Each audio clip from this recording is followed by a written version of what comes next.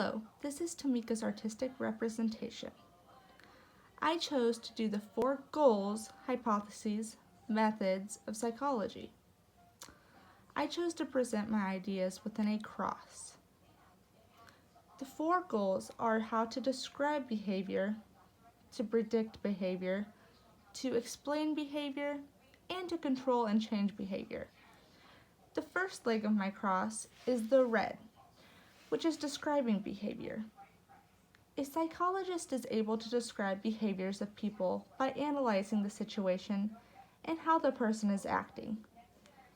An example is if you see someone running down the street chasing a dog, you can describe them as being frantic. Now, a psychologist would look further into this situation, which would lead them into the next leg of my cross, which would be the purple and how to predict behavior. Predicting behavior is similar to describing behavior and follows the steps in describing it. You, as a person, would analyze others' actions as well as thinking ahead about what their next action might be.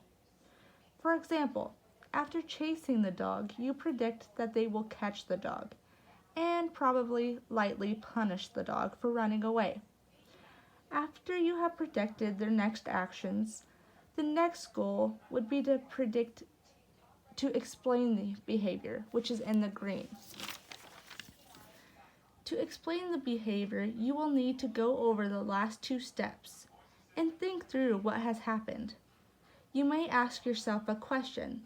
For example, how did the dog get away? After asking yourself the question, you will need to answer the question and explain how the rest of the situation went. Finally, we can get to the last goal, which is to change or control the behavior in the blue. To change or control a behavior, you, as well as the person or other people involved, need to understand what got them to this point. Then you will need to think about what changes you can make to have a different or better outcome. Now we have went through all 4 main goals of psychology. Thank you for listening.